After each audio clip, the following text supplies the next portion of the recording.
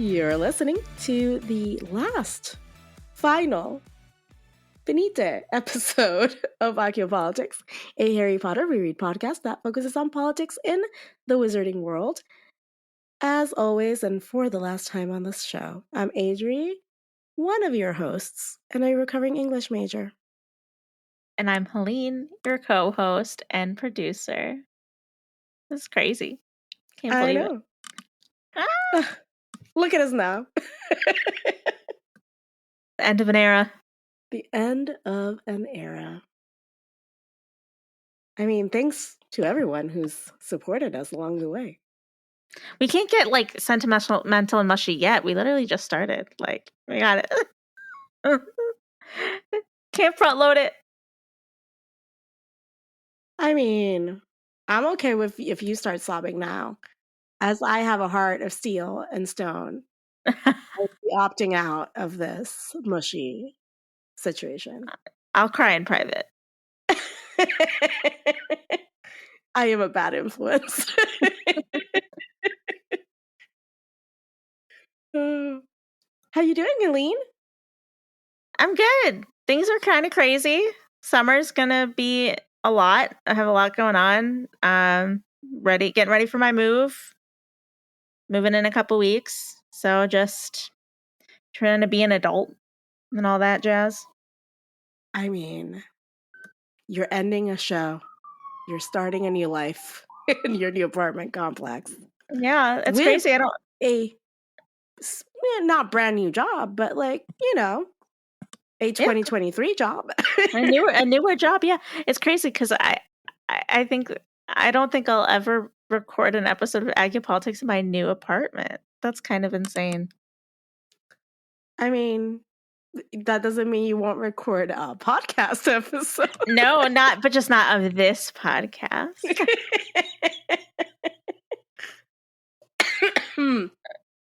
Oh my God. Transitions are hard sometimes, but I feel pretty good about this. I thought you were going to say about you're trying to transition in the podcast. You're like, oh, I can't think of transition. No, I mean, as in we are transitioning out of the show and into a next one. And it's not a goodbye for us. We'll still talk every week. Speaking of, does that mean at the end of this podcast, are we going to be announcing the new podcast? Yes. Oh my God. We've been hyping it up for God knows how long. I can't wait. Yeah, no, we've been doing some stealth marketing. Yeah. I'm sure people are already sick about hearing about this podcast, and we haven't even told you what it is yet. And that's okay. We validate your feelings, listeners. I'm excited, though. I'm very excited. I'm allowed to have my feelings, which consist of excitement. Me too. Agreed. Now, as we close this podcast off, I mean, we've got stuff to talk about today, but I wanted to share with the listeners something I texted you the other day. I think it was via text, or maybe we just spoke about it. I can't remember what happens in my life anymore. But when I started this show with Aaron back in 2017, I was living in El Paso and working for an ambulance company. And I started the show for a variety of reasons with my first co-host, Aaron. One of them being that I needed a creative outlet or, have something that wasn't just work, right? And all these years later, I'm in San Antonio. I had left that job in 2017 to move to San Antonio. That was a whole thing. Pretty sure if you go back to season 1 or 2 of Accio Politics, I'd probably talk about it nonstop, my move and all these things. But I'm actually back at the same company I was in when I started the show. So about I mean, I started with them beginning of June. About the beginning of May, I got a random message from the owner of the company that I used to work for in El Paso, and she's like, "Hey, do you want to catch up?" And because I have always liked her, I was like, "Yeah, sure, let's catch up." And then, and this ended up being a work opportunity, right? And I was like, "Okay, well, let's do it." And now I'm thinking, I'm ending this show in the same kind of job that I started it in all these years later. If you had told me I would be at the same company, I would have not believed you. It really all comes full circle, doesn't it? Full circle. I mean, obviously, different title, different things, right? But different paycheck. Different paycheck. Hashtag blessed. I was gonna say bless. Yes. So, I mean, not saying that I'm not earning it. Trust me, I am. And also I've grown a lot since I've been, at other companies and heading my own departments and doing this stuff. Weren't you also blonde back then? Yes. Oh, that's the other part. I was also blonde.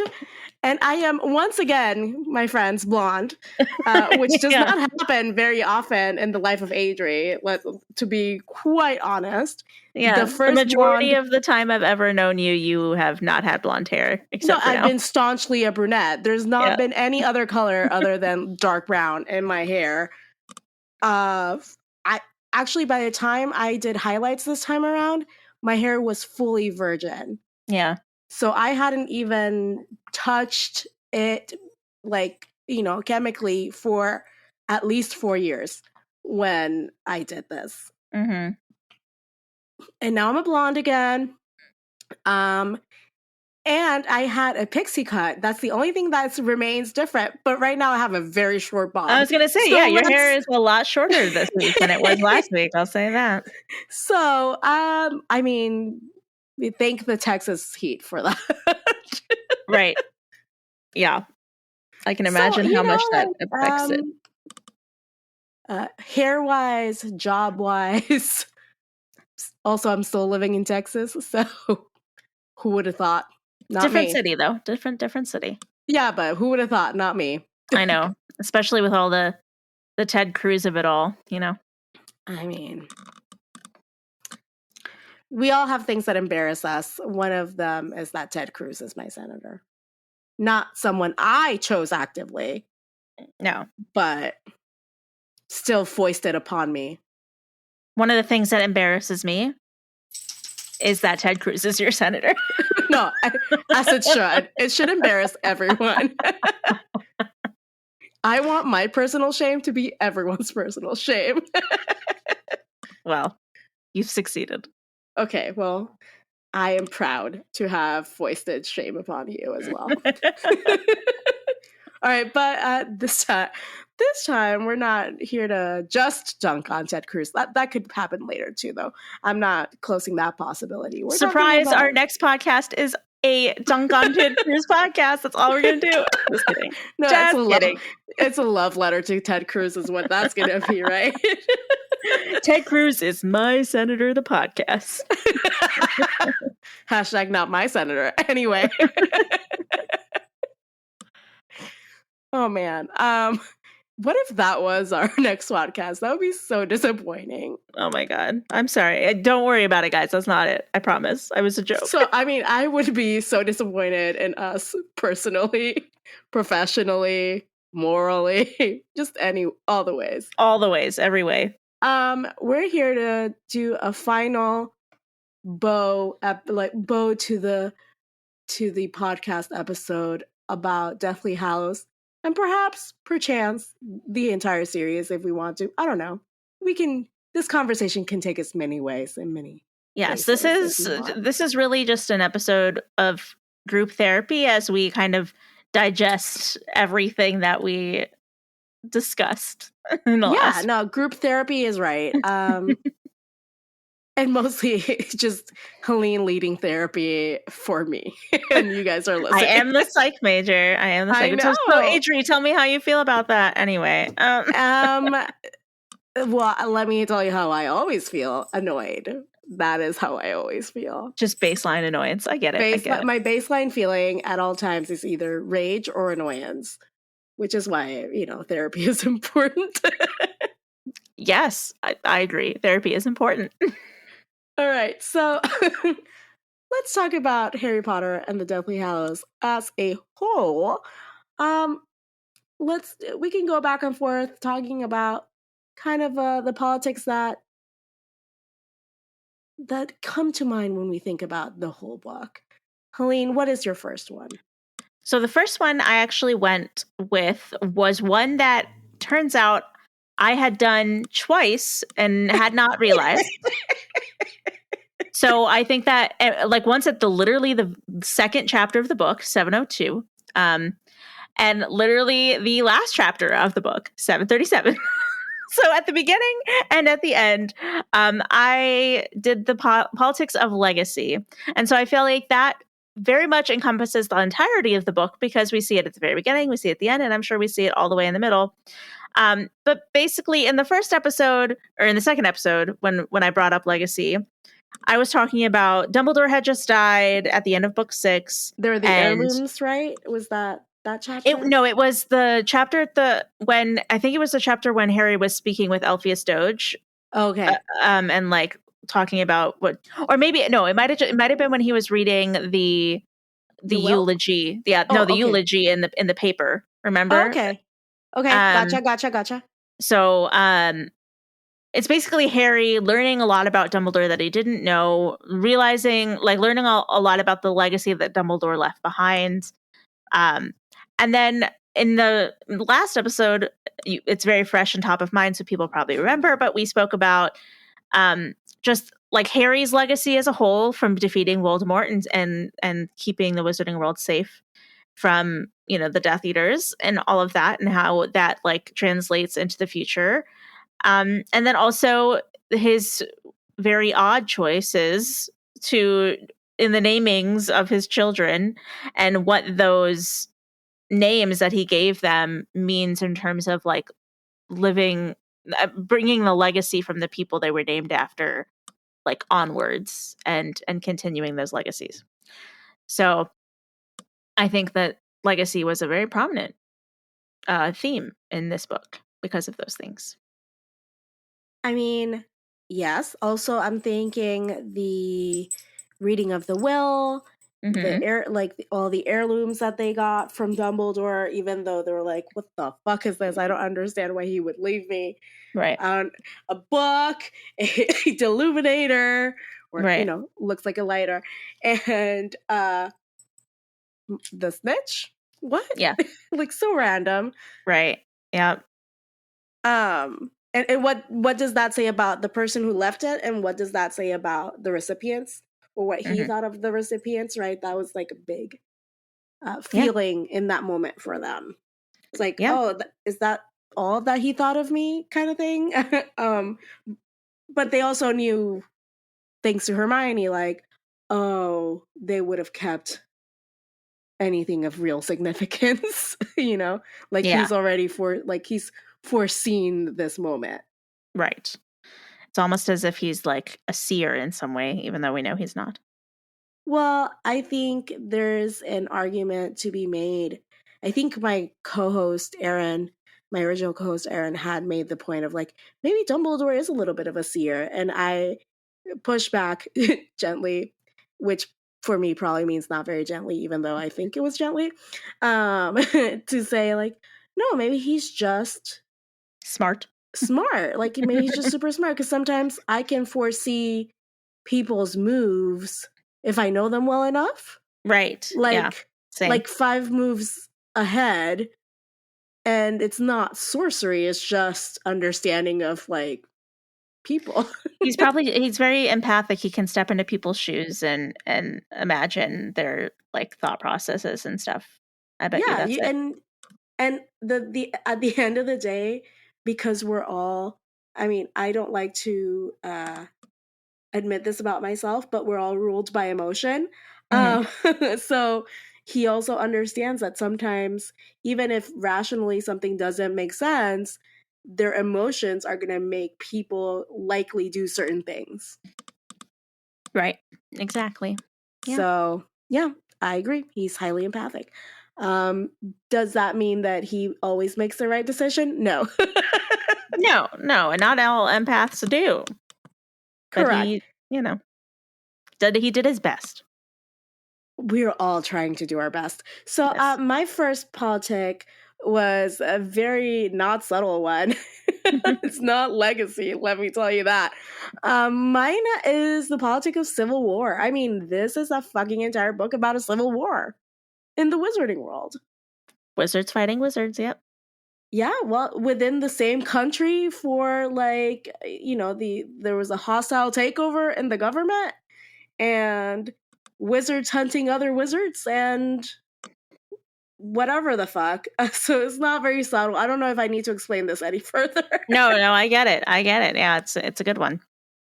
All right, how about you? Yeah, my next one was oppression. And I specifically had this politic in chapter 724, chapter 24, episode 724, where they were talking with Griphook about goblins not being able to have wands. And like the restrictions that goblins had been given by the wizarding community in order to stop them from being powerful or potentially overtaking them or whatever it was.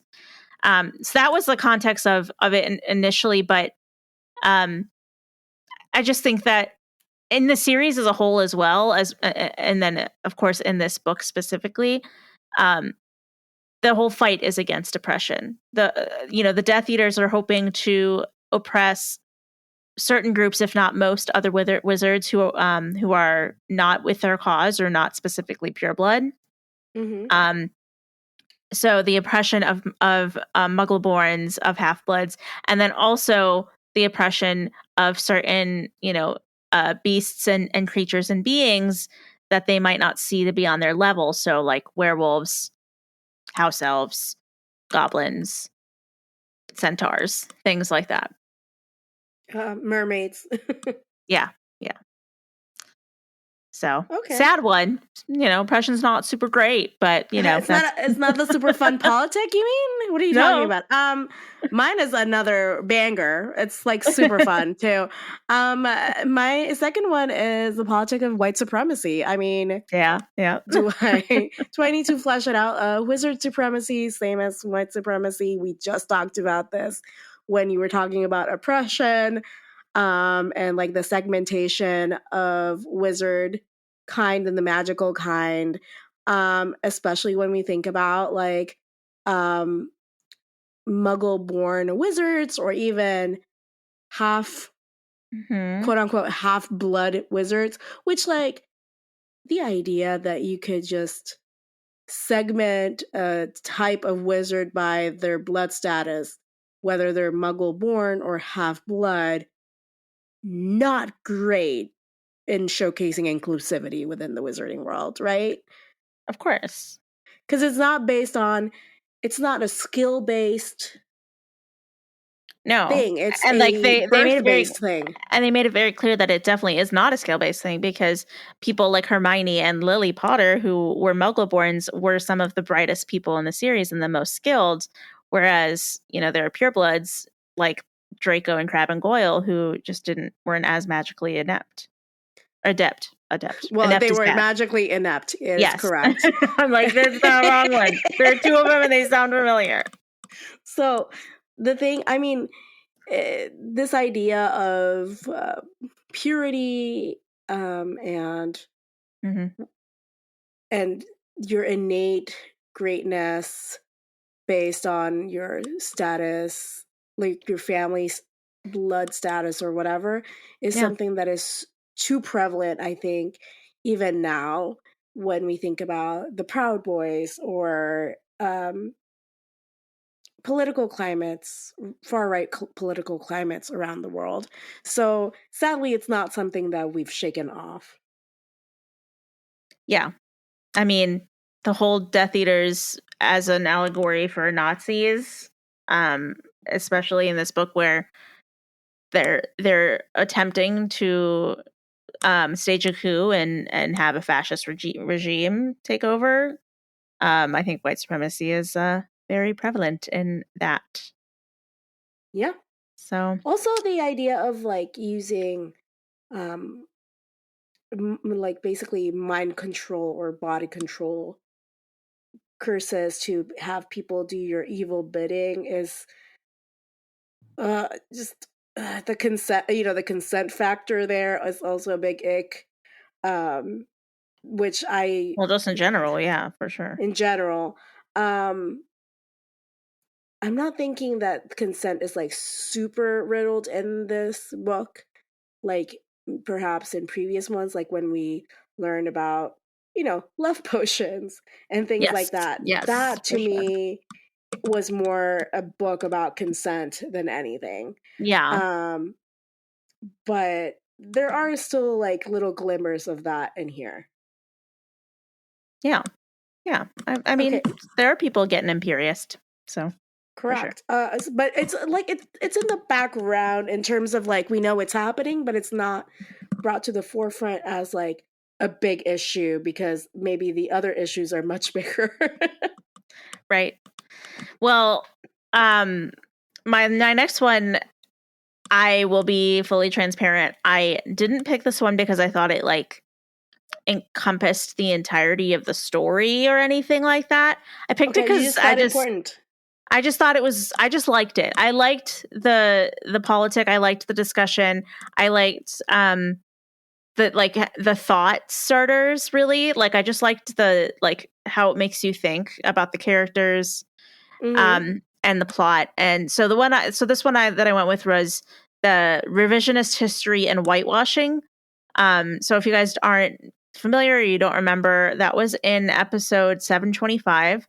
Um, and we were talking about the whole Griphook wanting Gryffindor's sword and the trio kind of arguing with him about whether or not the Gryffindor sword was rightfully a wizard possession or a goblin possession, and Griphook kindly reminding them that it actually belonged to the goblins and was stolen by Godric Gryffindor. Um, from the goblin folk. So, and like how that clashed with how the wizards had been taught that in school. Um, and so I don't know if this is really prevalent throughout the series or the book much, but I mean, whitewashing in general, I think it goes kind of hand in hand with my oppression politic. Mm-hmm. Um, I think that also the Death Eaters are really just like on a campaign to just change like if they had their way and took over Hogwarts like we see at the very end of this book, like they would teach solely a revisionist history curriculum where they only taught that like muggleborns are always bad and purebloods are always good and muggles deserve to die and they have done many wrongs to wizards that they might not have actually done. um and so I think probably like an overall goal of the Death Eaters and of Voldemort is to whitewash all of history.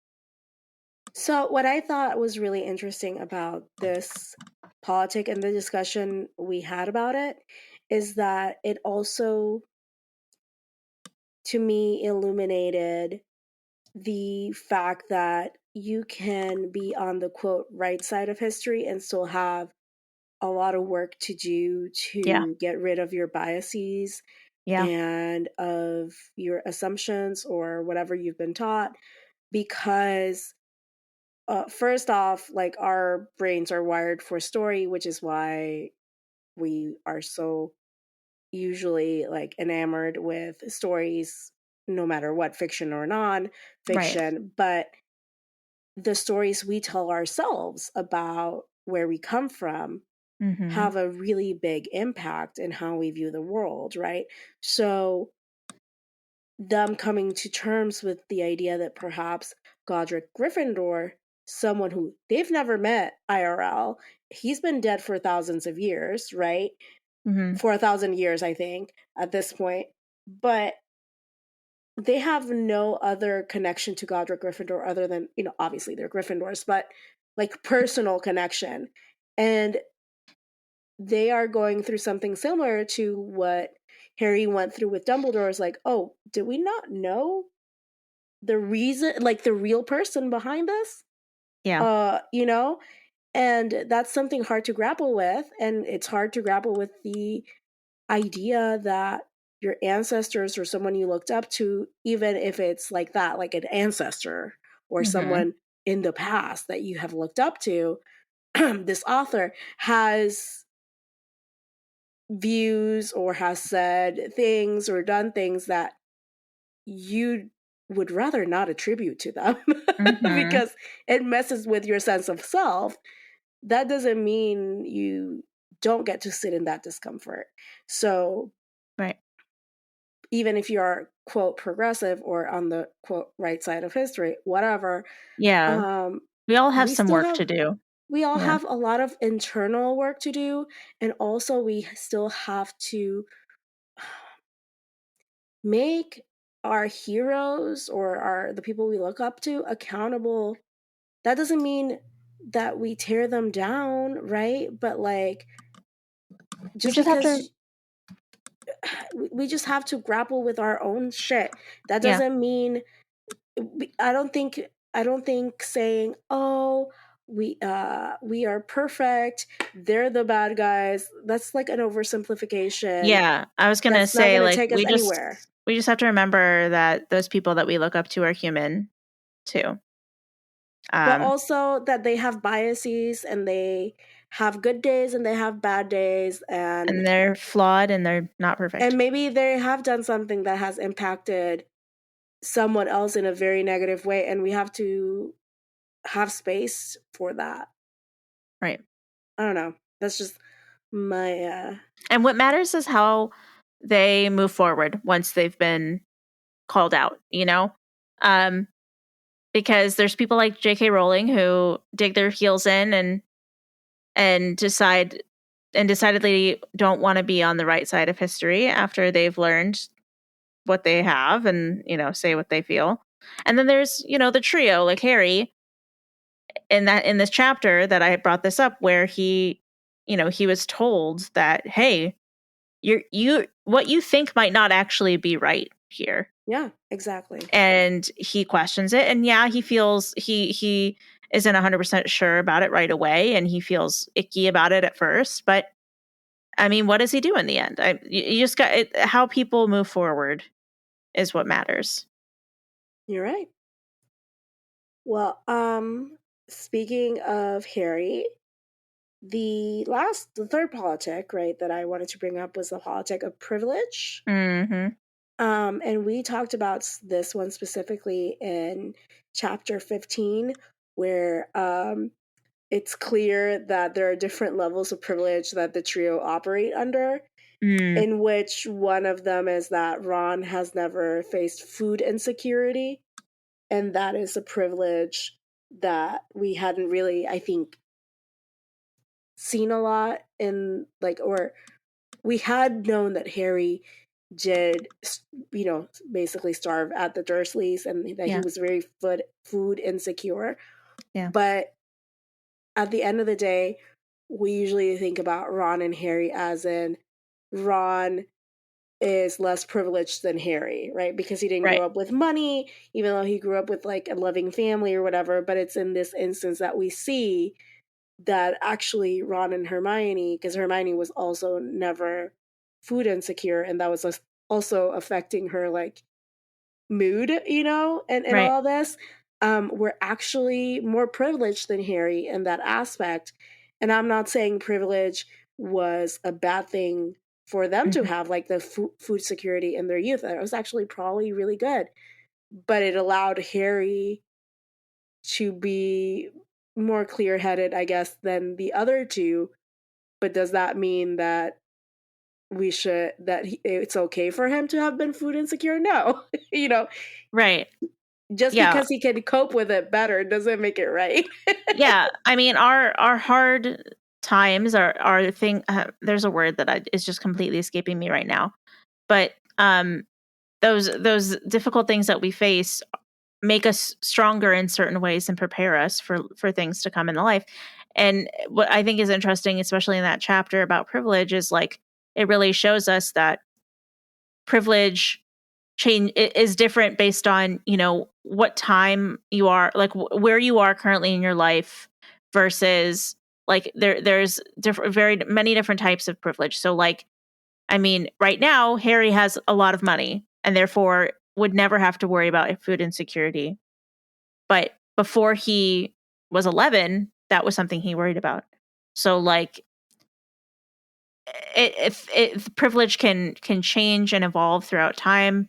You can become more privileged, you can become less privileged. But then there's also different types of privilege in terms of like Harry never grew up with a family that loved him, and Ron Correct. did. So like that's a privilege that Ron will always have that Harry will Over never Harry. have. Well, and let's say like white privilege is something you have Right. regardless of how much money you have, but it's Yeah. something that is given to you basically by an accident of birth in a way. Right. So that's a privilege that doesn't change versus food insecurity or security, Yes. which is something that can change and Hmm. does change And wealth. Yeah. based on your wealth, more Hmm. likely. I mean, Yeah. sometimes food insecurity is also a byproduct of there's not a good enough supply chain for stores, or they're not like cheap enough options for food or Hmm. nutritious options for food. Um, Yeah. and we do have food deserts here in America, so Yeah. that's a real problem. But a lot of those problems around food insecurity and food deserts could be solved with money, you know, Yes. Yeah. unlike unlike a loving family, or unlike you can't foist white privilege upon a non-white person that you cannot really Yeah, like change. with Hermione, she was never born with the privilege of having magical lineage ever. Or Correct.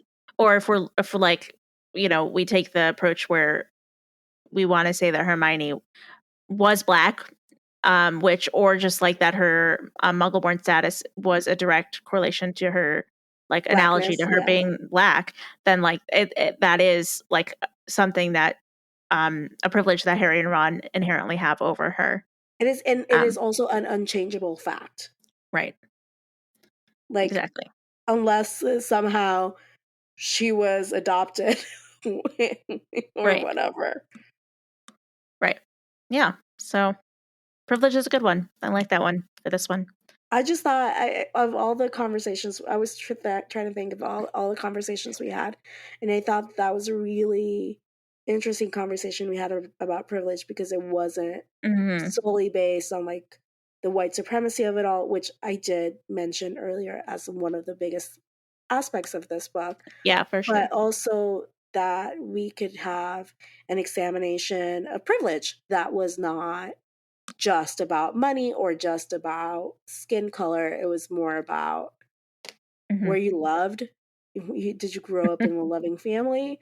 Did you grow up in a family that had food security? And I feel like Hmm. all of the things, it's like an algorithm kind of, where it's like it gives you like a final score of privilege, where it's like, you know, like, oh, did you have a loving family? That's like 5 points.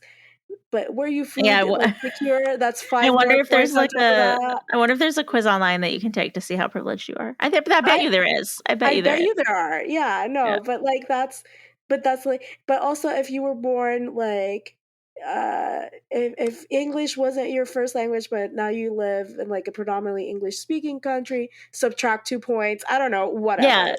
Yeah. I get you. No, that was a good choice. For my next one, because we it looks like we both have honorable mentions. We were only supposed to pick Correct. three, and we're both rule breakers. We're rebels. What can we say? What can we Um, say? Uh, so my the honorable Hufflepuff in mention. you is a rule breaker, as well as the Gryffindor in me. You're a bad influence. Remember. Yeah, Uh, I'm the worst. so the one I picked for my honorable mention, I also picked just because I liked it. I liked the like discussion it prompted. I liked the thoughts that were like just brought up about it, and I don't think it necessarily encompasses the book as a whole. But I chose the politic I did from episode 708, which was Bill and Flora's wedding. And the politic was customs. Because I thought it was just very interesting to take a deeper dive into a question that I feel like we have never discussed. And I don't think of all of the years of Harry Potter content I've consumed and all of the podcasts I've listened to and all of the discussions I've heard about this series, I don't know if I've ever heard anyone actually discuss like and ask questions about what these customs are.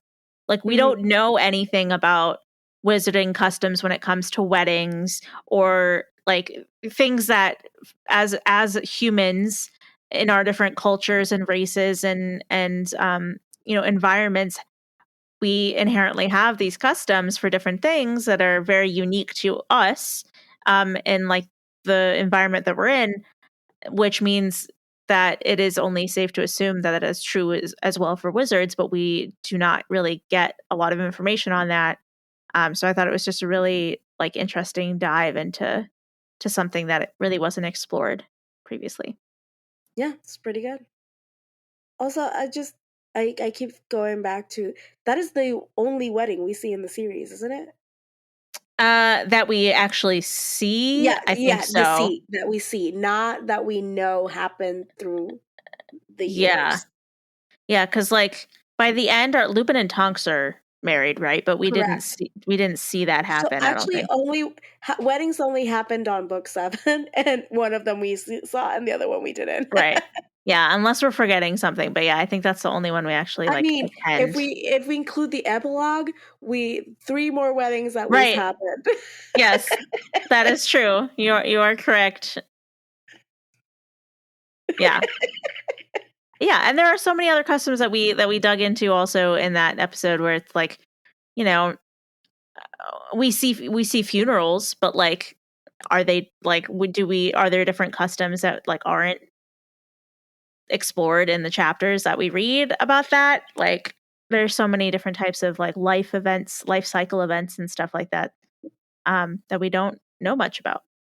So Yeah, it's just like so what do wizards do for fun as a what are their customs around fun other right. than buying stuff at joke shops, I guess. Right. Yeah. Going to Honeydukes, having a blood lollipop or whatever they're called. No, I'm still, you know what I'm still reeling from, and this is not from this book, but it's just like the idea of like the daydream that Fred and George sell, like that like kit there's like a romance type Oh, thing where you can. yeah. So I think about I always imagine this like almost as a like 90s Fabio novel on a pirate ship type. Yeah. I mean, all you have to do is open a romance novel for that. But yeah, I see what you mean. No, but like that's the idea. I think Yeah. like that's Yeah. it's the avatar of that in the wizarding world. Yeah. Well, what was your honorable mention, Adri? My honorable mention, just like the Fast and the Furious, is about family. Okay, Vin Diesel.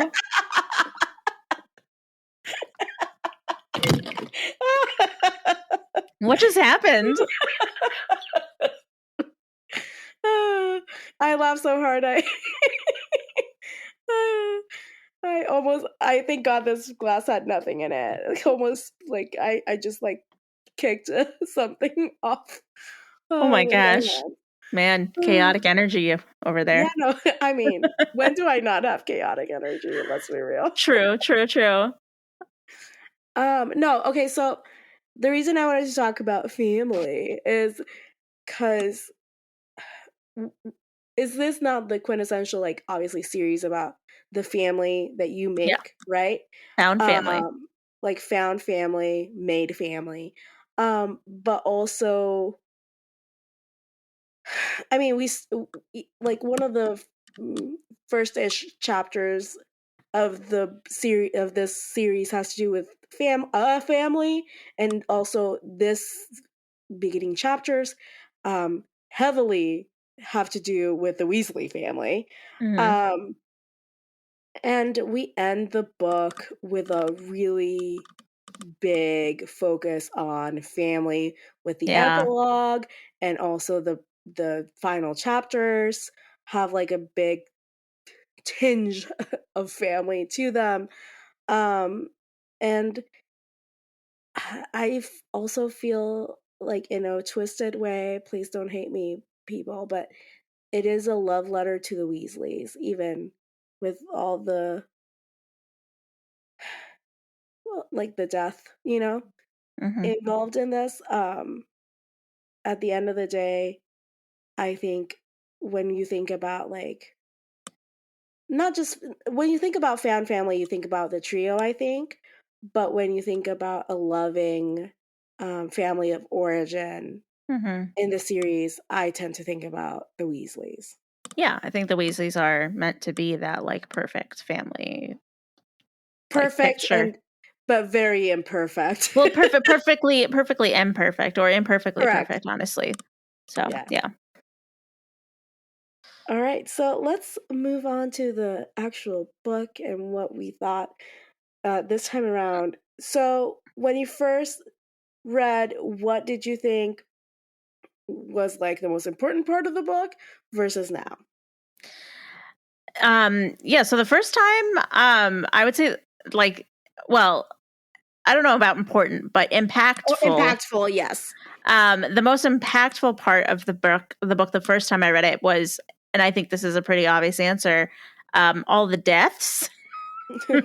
Oh, every single one. um, right, because, well, I mean, like, up until this book, we'd lost like maybe one person per book. Like, we lost Cedric, and then we lost Sirius, and then we lost Dumbledore, and then we lost Hedwig, Dobby, Fred, like all these Lupin Tonks, like a ton of people all in one Yeah. freaking book. And it kind of just like, and it hit really like from the very beginning. Cause I think the Seven Potters, which I think is the seventh chapter in the book of this book, like that is when we get our first death with Hedwig. And so it hits up really early, and it just keeps on like building and building and building. Like you don't have enough time to get over one death before the next one happens. Hmm. Um, Especially near the end where like Fred dies, and then almost immediately you find out that Lupin and Tonks are both dead.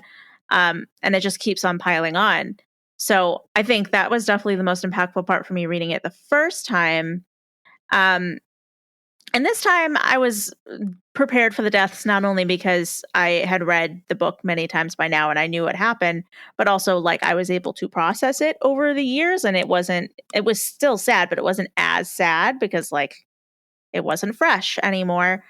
And so this time I was able to focus more on like the scary political climate existing in the book, and like the Hmm. haunting implications of the type of regime that the Death Eaters were trying to implement the whole book. So I feel like just that looming, scary, like thing that the Death Eaters were trying to achieve, and to some degree, at some points, did achieve, I think was the most impactful part this time around for me.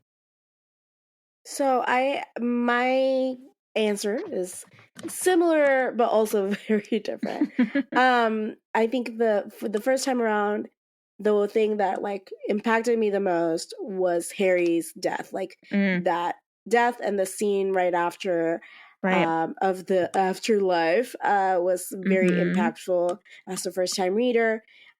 Looking back on like this reread, I thought maybe it would have been like finding the Hallows or the Horcruxes or Snape's memories or any of like the big plot points, but it wasn't that. It was just focusing on like shit like this. These are actual real scary stakes for the trio, but even Mhm. more than that, what really impacted me was, and I wish would have gotten a little bit more info on this. Sadly, is what happened at Hogwarts while they were out in the world, right? Yeah. Yeah. Because it's, to me, it's super scary to imagine myself being a student at an institution that is supposed to be Right. divorced from the government, and have the government whichever government it is, right, Right. have such a firm hand in steering the direction of Very much the like education Umbridge system. in the 5th book too. Correct. So it's like a Umbridge on steroids, right? Like that's how Right. I'm thinking of this. And so I find it harrowing to Right. imagine myself as a student Hmm. going Same. through that.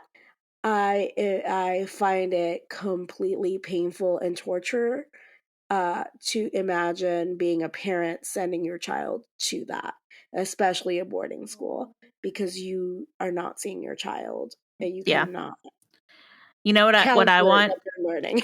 I would 100% read a Midnight Sun style book.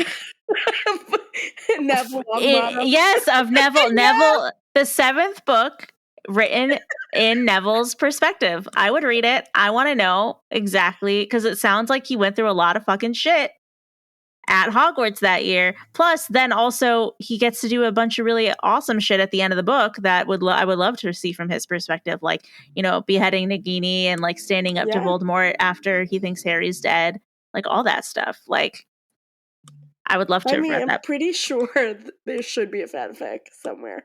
I bet you there probably is, yeah. And if there isn't, this is your sign, Opportunity, yeah. listener. Write it just for me. What would you title it, Helene? Neville Longbottom and the Deathly Hallows. I mean, it's like right there. not Neville Longbottom Midnight Sun edition. I mean, that's good too, but I think I can't even say his name right now. Neville Longbottom and the Deathly Hallows is just so perfect. I don't like, you know, it sells itself. Okay. Can you imagine? I can actually imagine that like book cover in my head right now. It's pretty great. Would he be beheading Nagini in the cover? Oh, hell yeah. He's like, well, actually, that's kind of a spoiler, so maybe not. But like, I'm just imagining like the Matthew I'm sorry, do Lewis. you think there are people out there who don't know this happened? I mean, I guess I don't know. I don't want to spoil. I think it's better if it's like vague. But like, I'm okay. What I'm thinking is like I'm picturing like Matthew Lewis Neville, obviously, and his like fun like sweater that he wears in Mm-hmm. movie, and he's like standing maybe with like the Sorting Hat on fire on his head and like a power position, holding the sword of Gryffindor in one hand. Okay. I still feel like the beheading of the snake is the better cover, but okay. She's I giving me the mean, stink eye. Like it's this is an fine. audio format. The thing is, like, I don't disagree with you. I just like my idea better. Agree to disagree. That's a lean code for shut the fuck up. It's You're not. fucking dumb. That's what that means, guys. Anyway, Adri, did you have any memorable listener answers from our weekly question this season? I know we stopped doing this about we halfway through stopped doing it. but we did have a decent amount from the first half of the book. Okay. So I chose still a great grabbed one. answer.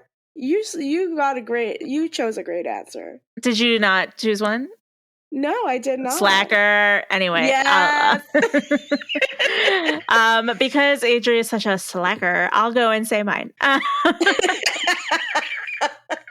Before I read mine, I want to give a shout out to Dream Quaffle, because going through all of these, just I loved seeing like you were so consistent with every answer you gave, or not with every answer, but like with always giving us an answer to the question. And you're the real MVP. I really appreciate you.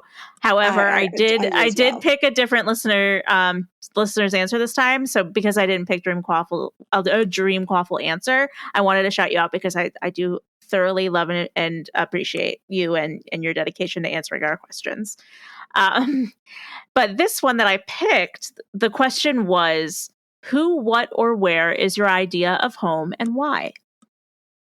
And the answer I chose was from our listener, Katya. And they said, on your question this week about home, I have two answers. One, I am an immensely proud Oh my God, let me start that over.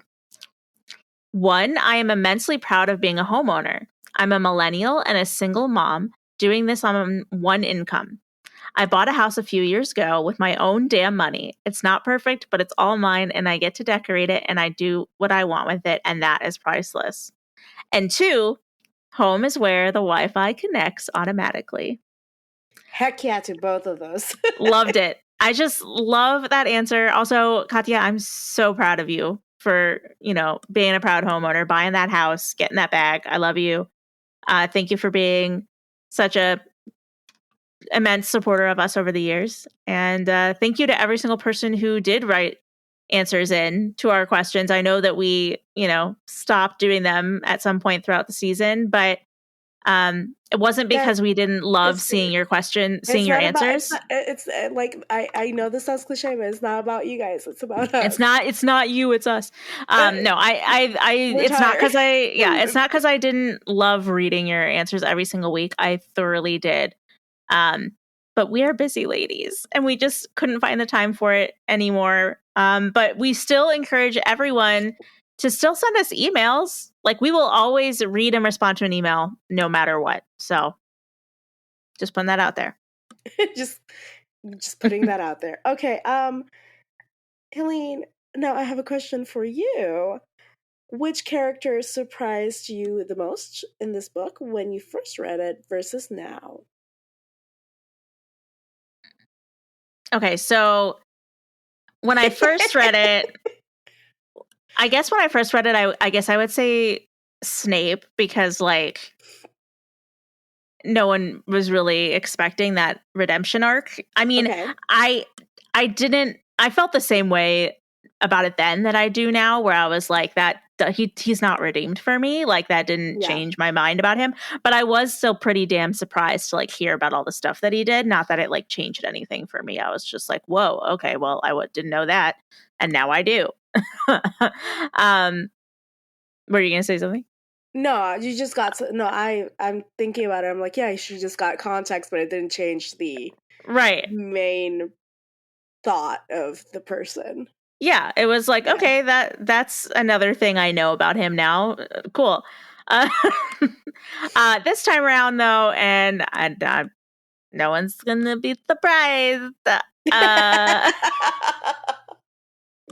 And don't hate me. I'm sorry. I can't help it, but I'm a Ron hater through and through. I am sorry. To all the Ron lovers out there in the world. She says she's sorry with a big smile on her face, guys. She is not sorry at all. mean, I just like, I'm so predictable.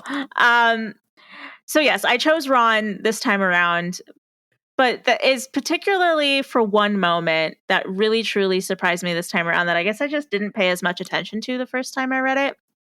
And we had a very long, in-depth, robust conversation about this moment.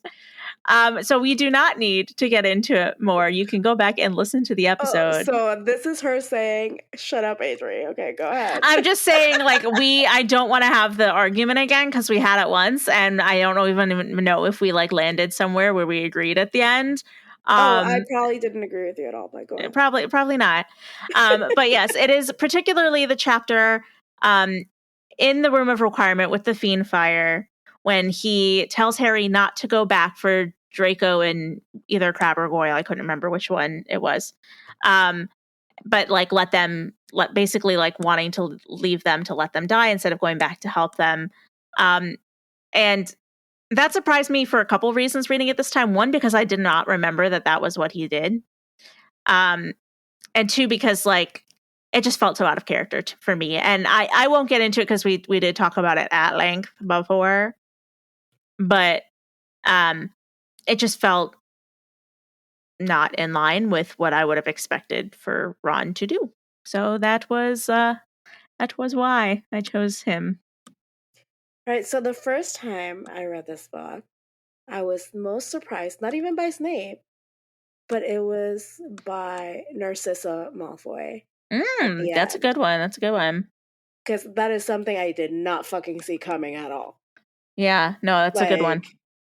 I was like, oh, that because the whole like Snape redemption arc, I remember like even before coming to book 7, me thinking like there has to be either a redemption arc or he's like the true villain, and it Mhm. ends up being both, because Right. for me, the redemption arc did not Redeem him.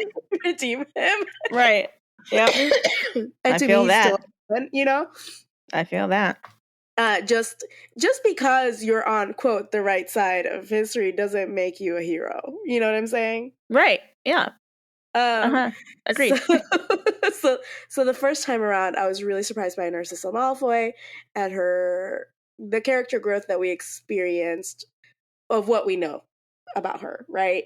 Like Mhm. that she would go as far as basically for her son lie to her big bad scary boss, cult Right. leader, to try to make sure that she could get her son to her son safely. um so that was that for me. This time around, I don't think I think I was most upset or impacted by um Lupin, Mm. Yeah. and just like his willingness to throw his marriage away, Yeah. his That child, basically his child away, that in a one way. really low moment of weakness. Yeah. It really fucked me over emotionally this time around, Yeah. because New mom and everything. well, just that being one of the things, and also like it is such a vulnerable time in your life to be pregnant.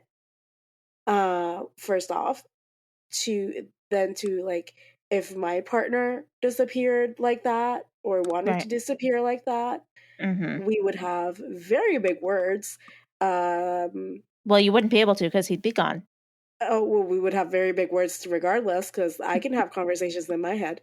That's true. Um, and Dumbledore says that doesn't make it any less real.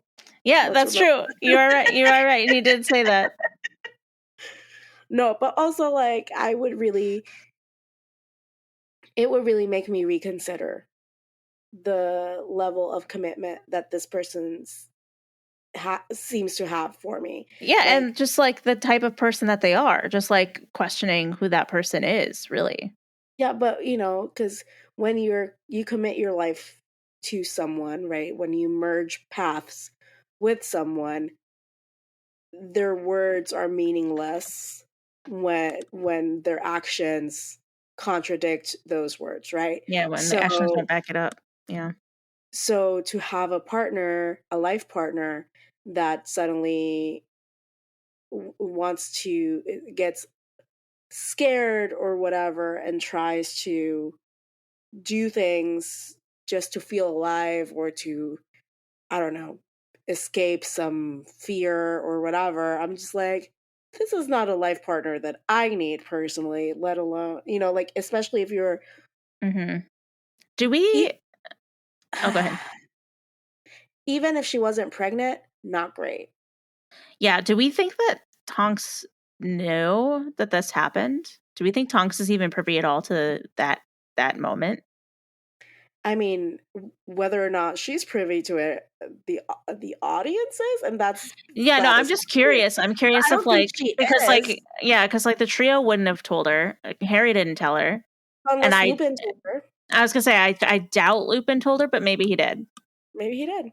Because I mean, I don't know if you'd have to.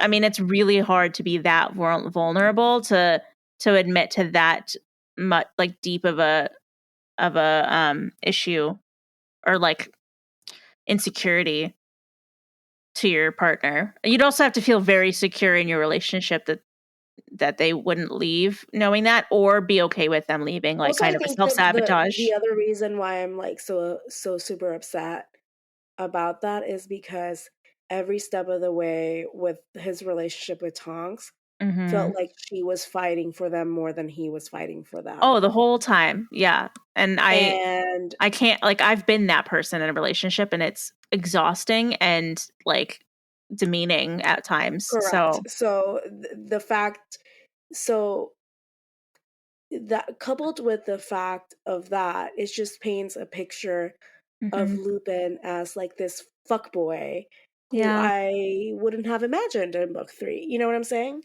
Yeah. Yeah, it's a sad moment. Really, really low It moment for just him. really pissed me off. Yeah. Like it kind of, it did the thing that you know how we talk about the character of Barney and How I Met Your Mother and how Mhm. they destroyed his entire character Yes. arc. Yep, yep, yep. I felt like that Boo. with Lupin, but even worse because we never really thought he was like a quote bad guy or a fuckboy. Yeah, They and it it was kind just he of just yeah. they really did him dirty in this book, honestly, though, because that happened, and then the next time Harry sees him, they just like barely like acknowledge it and just decide to be okay again. Which, on Yeah. one hand, is like sweet because you're like, oh, family, you'll always forgive them, you love them, like like you'll like let it fall off your shoulder or whatever.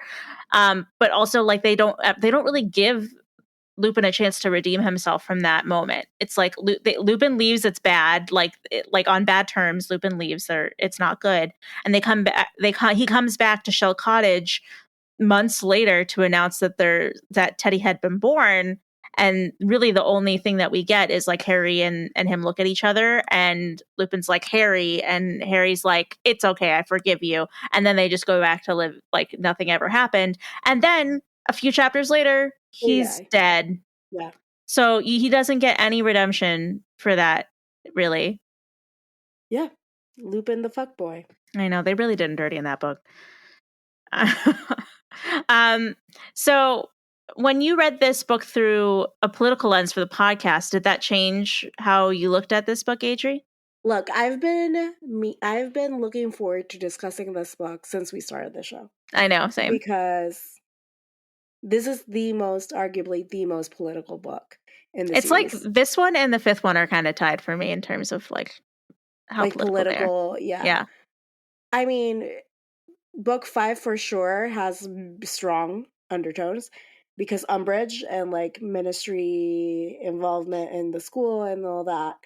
Yeah. And Dumbledore's army as like a paramilitary operation, like Yeah, there's it's like really kind of other like it's like the actual ministry under like normal ministry rule being the fascist regime versus like the Death Eaters, the white being the supremacists fascist being the best. regime. Yeah, exactly. Yeah, exactly.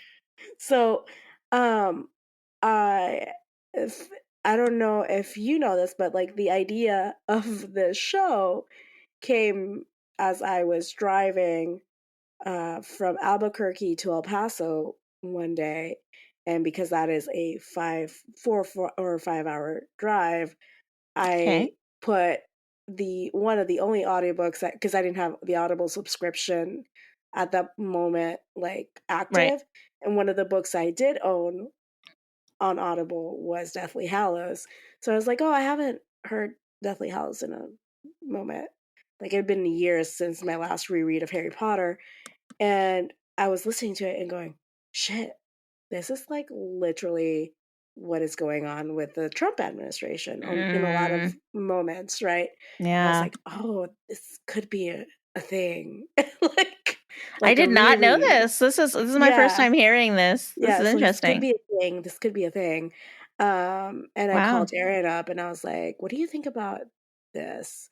And she was like, oh, that sounds interesting. We could probably do that. Mhm. Just like it was like an organic Yeah. thing of listening to book 7 and realizing, shit, like this is some really hardcore political stuff that is happening, and there's like a lot that is happening out in the open, as in it is referred to in the chapter openly, or Mhm. we can make inferences as to how things work in the wizarding world and their structures based on the information we currently have. Yeah, as the books went on, the allegories just got more and more like obvious. Political, yeah, and overt, I would say. Overt. Yes, that's a good word. Um, so I think in a way, so I've been looking forward to this forever. In a way, it was easier because it is so overt, But in other ways, if I'm looking back, I might have had more, or maybe in the previous books, I had a little bit more fun with it, or maybe more thought-provoking ideas, perhaps, because you needed to hunt You down. had to be a bit more creative. Yeah, you need to hunt down the thing versus in book 7, it's all there laid out to see. And I think It's that's super obvious. Yeah. one of the reasons we really liked that episode on customs was Mm-hmm. because it wasn't as obvious or laid out Mm-hmm. in that chapter. You know what I'm Right. saying? Yeah, I getcha.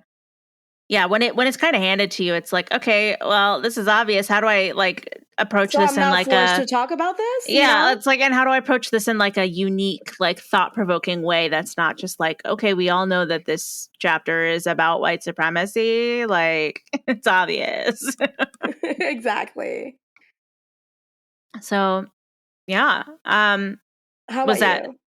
yeah, I mean, I just think like I've always thought this was kind of political. I don't think it's changed how I view the book in terms, okay. but I just think that that answer would be more true about previous books.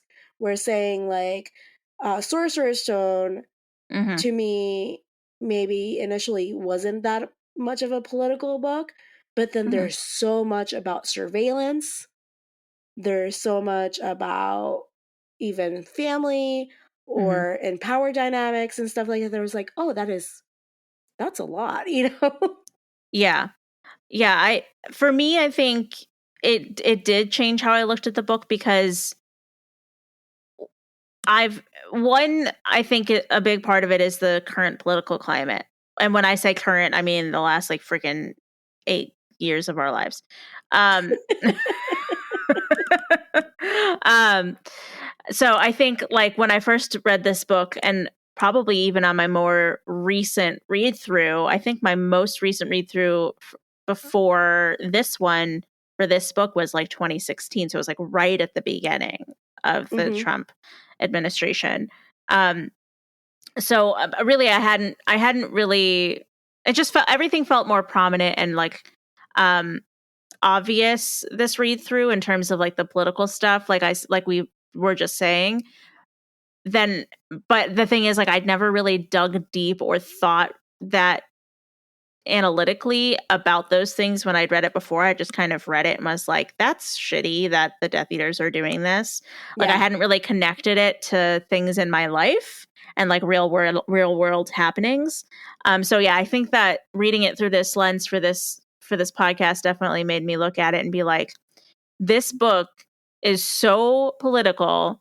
And like I knew that on a base level when I first read it, because I was like, it's all about like the political uprising and unrest of the wizarding world. It's like it's a wizarding world political, like on the surface, but I didn't really think about how relevant and like political it is in our like own terms Yeah. until I read it. So yeah, a change for me. Well, I mean, that's good because that's kind of the point, right? Like Yeah, it was a to, good exercise in critical reading and reading comprehension and like, you know, like just analyzing literature. yeah, I mean, I think I come at it from a slightly different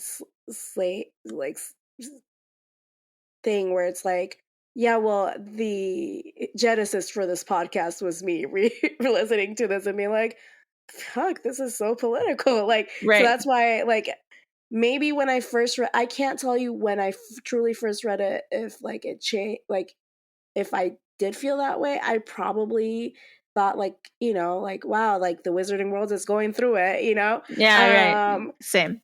But, but the, I think like put like the memory of how I feel about the book as a whole, in terms of its themes that I have is that time I was driving to Yeah. and from Albuquerque. So that's Yeah. like I can tell you what impacted me plot wise the first time I read the book, We already did but that. But yeah, no, but what I'm saying is the feeling I have about the themes that are prevalent in the book Yeah. are kind of overwritten by that moment of this could be a podcast. I get it. Yeah, that was a life-changing moment for you. So yeah, that makes sense. I mean, life-changing moment for all of us, Celine. Yeah, well, that moment in time when you were having that realization, I was not going to have my life change for many years. But but the repercussions of that moment yes. are living right now, is what I'm saying. Yes, I agree. All right. Are we ready to move on to one of our favorite segments? And it's the I last can't believe time. this is the last time we're doing this. I know. This is kind of crazy. Even can we in our next podcast just do Dementor and Chocolate, even though it has absolutely nothing to do with it? We'll do something else. I'm going to miss this segment so much. I mean, we'll have a Dementor and Chocolate section that is not going to be called Dementors and Chocolate. How fun and confusing would it be if we just called it Dementors and Chocolate and people be like, why? What? Why? What is wrong with you people, Right. Okay, so, Helene, can you let me know what you fucking hated about this book? If you weren't actively looking at the note stock right now, I would just be like, well, what can you guess? Well, I'm not looking at, I am actually looking at the video right now. Okay, well, did you already read mine? Do you know what it is? No, I didn't. No, I try not to read your notes because right. Okay. If I don't like them, I don't want to be pre-upset and then bring that energy to the show. I love that that's your first thing that you think of. Oh my gosh. I don't want to bring my pre-upset energy into the show. Pre-upset. Okay, well, since you don't know then, can you guess what my Dementor for the book is? Does it have to do with someone called Don Schmeasley? No, actually, it's not him. No. What? I am surprised. I know. It's a different character, though. It's Severus Snape. Oh, well, that is also my Dementor.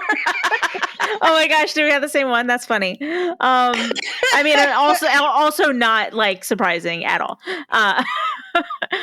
So yeah, I'm pretty sure, and I didn't go back to check, which I easily could have because I was looking at these notes for book 6 while I was prepping for this. But I'm pretty sure that this was also my Dementor for all of book 6 as well. Just like the entirety of Snape and his character. Any chapter, I just remember going through chapter by chapter and Look, I don't hate Snape as much as I hate Umbridge, but I'm not saying that there's a big difference in the levels. Yeah, actually, I don't fully know if no, there are some fundamental differences. There are things I definitely hate more about Umbridge than I hate about Snape, but I do hate Snape a whole lot. But you know what I'm saying, though, right? Yes, I'm not saying it's to that level, but I'm not saying he's that far behind either. Right. Yeah. No, he didn't outright torture students physically, but he definitely mentally he did. Yeah. So basically, I just remember the reason I said him really is because every single time there was a chapter that Snape featured prominently in, or maybe even was mentioned at all in this book, for this read through, I definitely remember just vehemently not enjoying and hating any chapter that had him in it. And just in general, I just remember that episode the chapter the chapter near the beginning of the book. Oh wait, I'm trying to remember. You know what? I my brain is all jumbled in terms of what happens with Snape in the book, but I don't even know how to explain it anymore than I already have in all of the years that we've been doing this. I didn't enjoy reading about him in any context, and any chapter he was in, I just did not have a good time.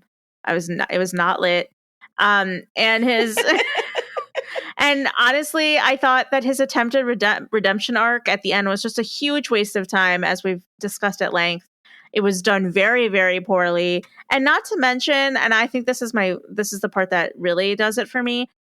His redemption arc made me feel extremely gaslit and uncomfortable. Yeah. It gave you the ick. Yeah, like I don't like feeling gaslit by a piece of literature. Like, I think that you can present a character, have them be flawed, and let the characters decide themselves whether or not they like them. But I don't think you should have a goal in mind and craft the narrative around trying to get the all the readers to believe one specific thing that you're doing. It felt like she was trying to be like, look, he's good now. Look at Snape. He's good. I promise you, he's good. And I'm like, I don't agree with you. Stop telling me that he's good. It's not true. Well, there's, like you said, there's presenting a character and letting readers decide for themselves if this is a Right. character they can get behind or they even like.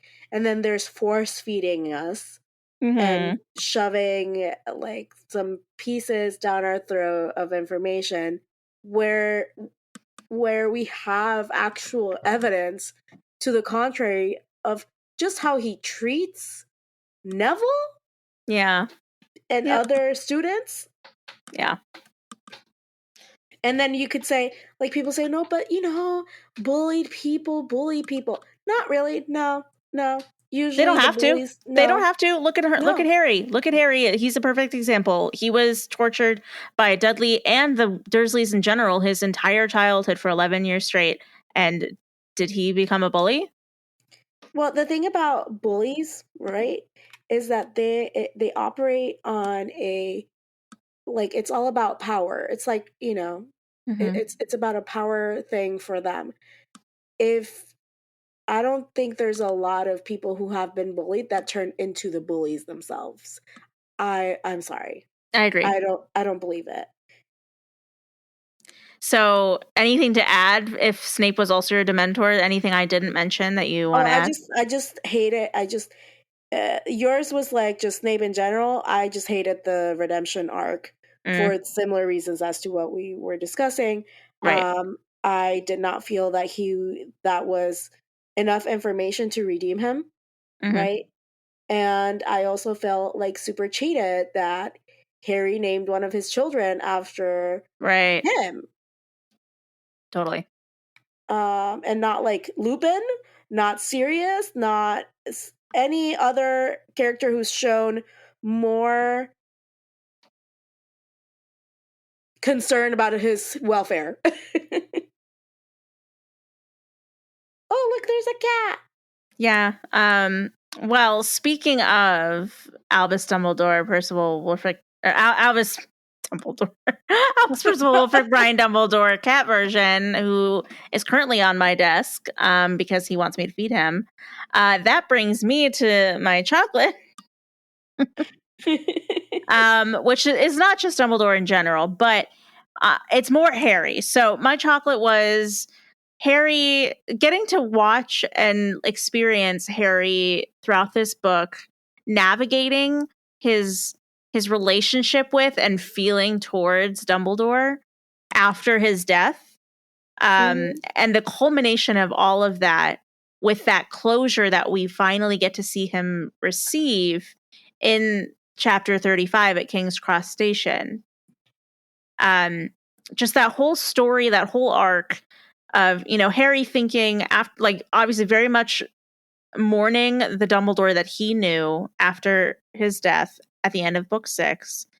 Slowly, as the book goes on, learning more and more about Dumbledore that he didn't know, things that Dumbledore never shared with him, and having that lead to his insecurity around whether or not he knew Dumbledore, whether or not Dumbledore trusted him, and him just dealing with that insecurity, the majority of the book, not and like also the frustration he had towards Dumbledore for the lack of information that he felt that he was left.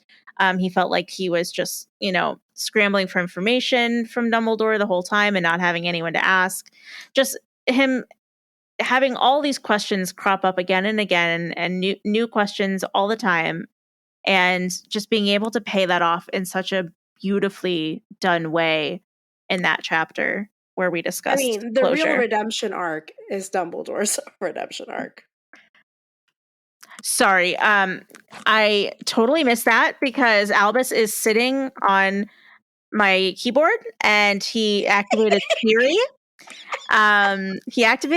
And so I got the little beep beep and then like Okay, the so silence. wait, I'm gonna I'm gonna derail the conversation a little bit, and then I'll come back and tell you what I said again. Okay. Did you ever watch Freakazoid? No. Okay, so you gotta watch the like intro to Oh my God. Freakazoid Get because off. it's based off something like this. I know that you're hungry. As soon as we're done recording, I'm going to feed you. Can you chill? Oh, he's so cute. Anyway, I was saying that the real redemption arc was Dumbledore's in this book. I agree. Yeah, I like that redemption arc a lot more than the one that they forced down my Also, throat. I want to do an addendum to my Dementor and include the always. Blah.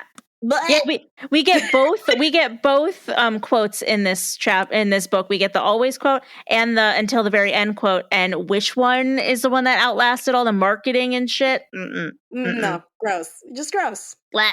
And I blame it on Alan Rickman. May he rest, because he was such a beloved actor that people were trying to redeem Snape because they loved Alan Rickman. He did it so well, and he definitely made people conflate Snape and him and like his portrayal of Snape was amazing, but also just like made Snape look so much better than book Snape. Is book accurate. So well, also same with Draco Malfoy, I feel. Yes, and Tom Felton, yeah, for sure. Yeah. Agreed.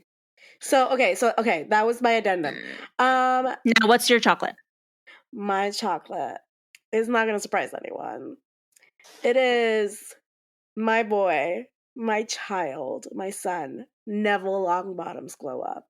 Yeah, that's a good one for you. That's a good one for you. Beautiful. Wow, our answers are so us. Like I could not have given. I know.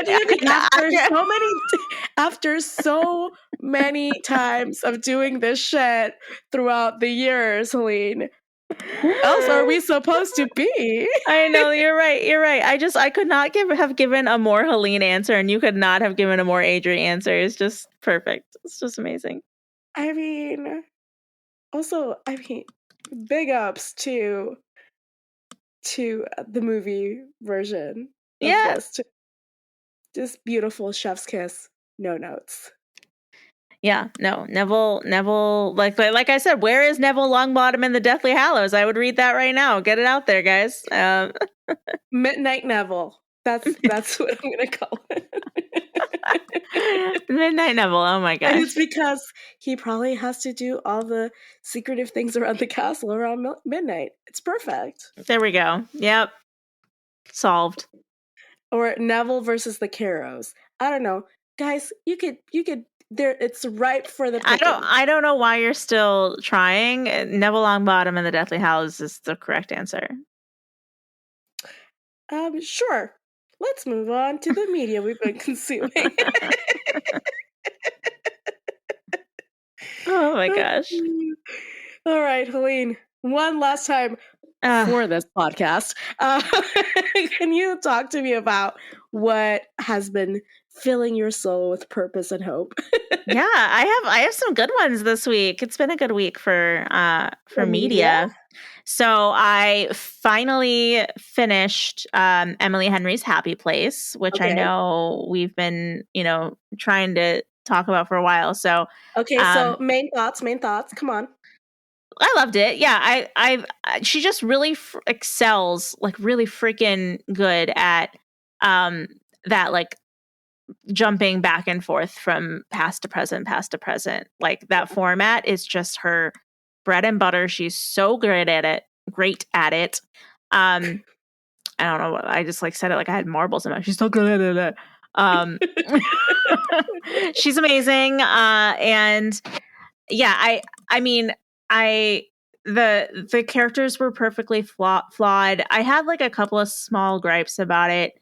And that I think my biggest one was like how are these people considering themselves friends when they literally don't tell each other any of the important things happening in their life?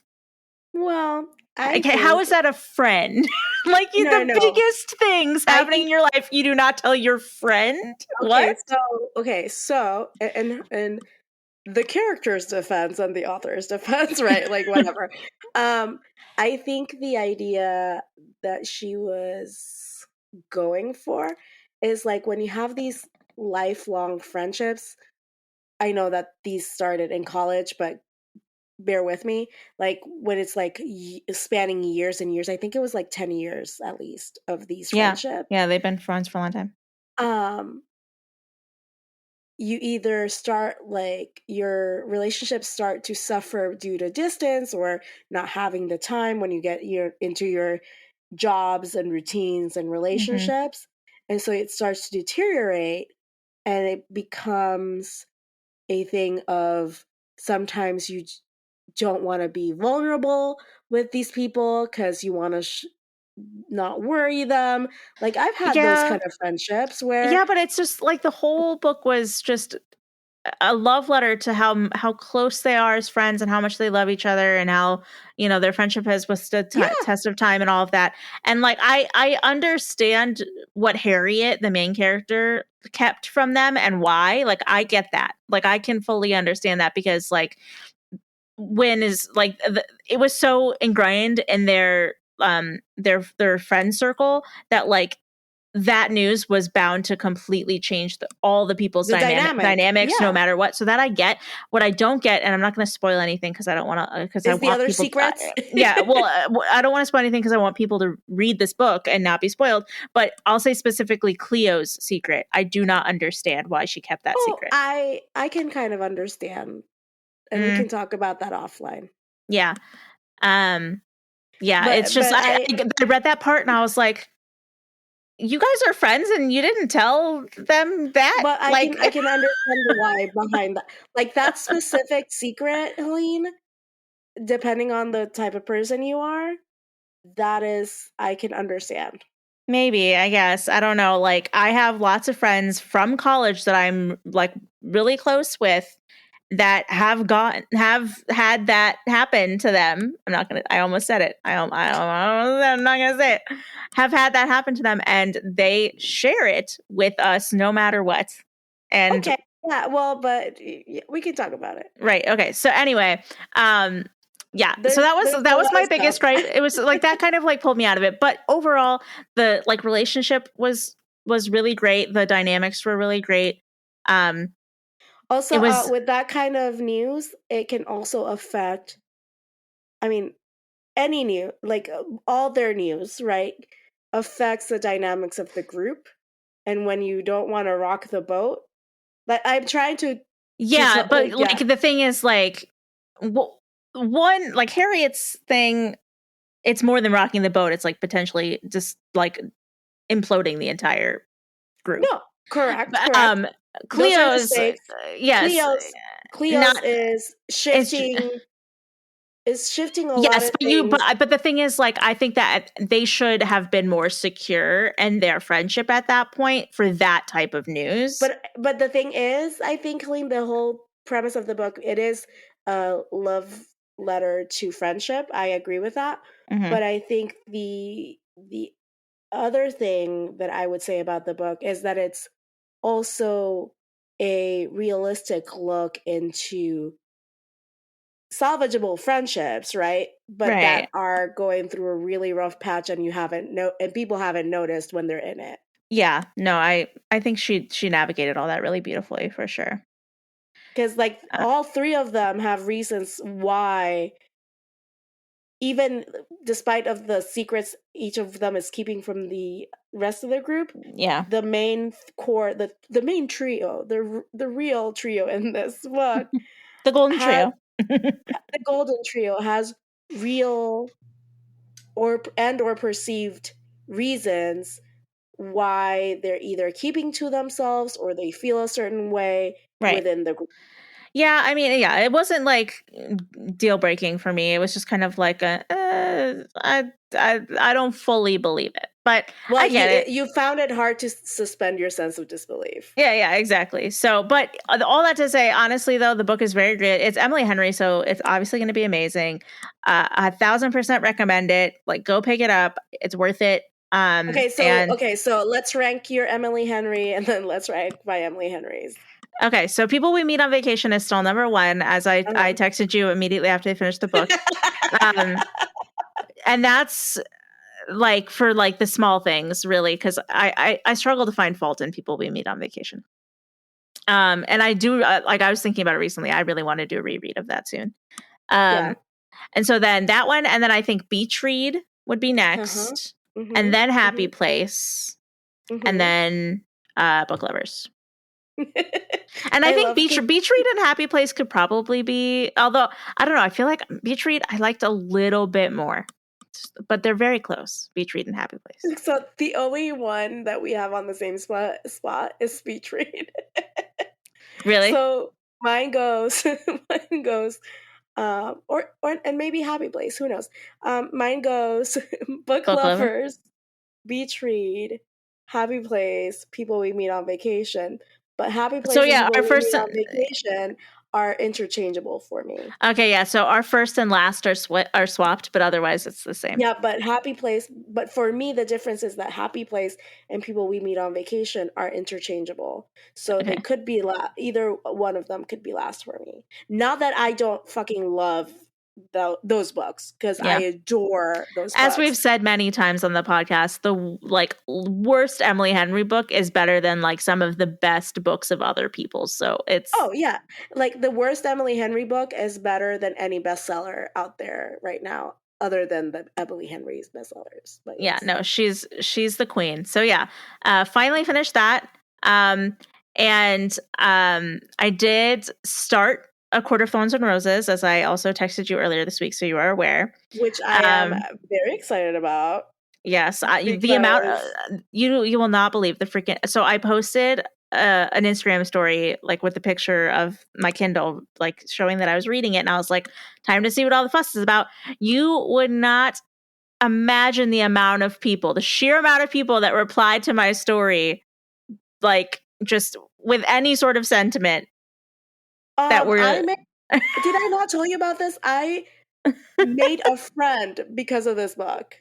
Like, so many people were like, it was a mixture of like, oh, let me know if you like it. I haven't read it, so like I love your book, Rex. Please let me know if like I should try it out. Or like, oh my God, I love that book. You have to tell me what you think about it, because I want to hear all your thoughts, because I'm in love with that book. Well, which is my sentiment. Yeah. You are not allowed to not text me your thoughts. This is a requirement now for our friendship. But what I want to know more than anything is your thoughts about book 2. So I need you to read through book 2. Well, I am on chapter 18, I believe. So I don't want to give anything away, but like I told you on text, and I just feel like this is important information for listeners who haven't read the book, but maybe want to read the book, and maybe DM me at AnanaBanana on Instagram. Is that, or Accio Politics is fine. I have access to both. Is that book 2, without spoiling anything, does really interesting things to the genre of fantasy romance, in my opinion, and it builds very interesting ways on the foundation set in book 1 that sometimes you don't realize is the foundation being set. If that makes sense. Yeah, I have to say though, chapter 18, I think I'm like over 40% into the book. Correct. At this point. If I did not know going in that it was a fantasy romance, I would not know that this was a fantasy romance book. It is 100% fantasy right now. They're not even hinting at any sort of romance in the future. It's basically right now, it is Beauty and the Beast. Did I ruin this for you? Oh, no. I knew before. Okay, I knew before. Because like some of the bigger criticisms I'd read, like, or I would like, one of the first things I heard about this book was I was listening to a podcast, and it was a male host of the podcast picked up the book thinking it was just fantasy. and then didn't like it because it ended up being romance. And he was talking about how it was like, it gets like spicy and stuff. And I was like, oh, that sounds interesting. And so like, I knew it was going to be, but the thing is like, if I had not known, I would be reading this and just 100% think that and I'm glad that I know it eventually becomes that, because I was starting to question it. I was like, I'm really far into this book, and like, it is, I mean, is basically right now it's like Beauty and the Beast with fairies. Yes. So that's a big thing. That's a big theme, which, by the way, love Beauty and the Beast. So to me, that's not a thing. Yeah, no, Not it's a bad fine. thing. But the other part of what I'm saying is you have to read book 2, because like, what, you'll see why I can't give anything away. I can't say It's why okay. because I'm giving plot away. So It's it's okay. like, Don't tell me. It's fine. basically just read I'll all get 3 there. books. Wait. I'll get there. Wait, there's only 3 books? I thought there were way more than 3 books. Okay, so there's 3 books with the main cast. I thought there were 5 books. There are 5 books, yes. Then Okay. The 4th book is the main cast, but it's like a novella transition type book. Okay. And then the 5th book is someone else's point of view. Okay. Well, I mean, because I'm not going to give anything away. I mean, I've heard, not even just from you, I've heard great things about the second book in general. So I'm definitely at least going to give the second book a chance. If I don't like it after the second book, then I don't know if I would read it the third book. But I mean, I'm not disliking it so far. I am like, it is enjoyable. It is a nice fantasy read. So far, I am liking it. So the way I got into it was my friend, who is a writer and has her debut novel coming out next year, which I can't wait for, said, have you read this series? I am still on book 1, and she has chemistry with every fucking male character, and I'm not mad about that. And I was like, okay, I mean, let's see. I don't know. I haven't really, there's been slight hints at chemistry, but it's really very, very subtle, which is not bad. It's just like, you know, I like the subtlety. If I went into it thinking like, this is a romance novel and I'm going to get sex, like spiciness and like sexy times right away, no. I would be very, very disappointed. See, but the thing is, not that, okay, so I love all romance novels. For me, like, romance is the genre, capital T. Yep. But I enjoy closed door romances a lot. I enjoy the slow burns a lot. Mm-hmm. If there's sex right away, I also enjoy that, because I love all kinds of love stories. Yeah. I mean, so far my favorite book is a slow burn that people we meet on vacation. So I can appreciate a slow burn, and I'm hoping that the thing that it'll run the test of time if they can pay off the slow burn in this book or in this series. Oh yeah. Well enough for me to be like, okay, it was worth it. Something that is not going to spoil anything. Books 2 and 3 radically changed how I view the events of book 1. Okay. Which is hard for people, as we talked about with Snape's redemption. You can now give me information that is going to change the way that I look at a character. I can imagine. There honestly, and like we can talk about this off Mike, but there are a few scenarios in which I could see that being the case with this book. So yeah. But you know what I'm trying to say? Like, yes, you cannot force me to think differently about a character after the fact. But this shit not only did that, this series not only did that, but it also made me think about the events in a different way.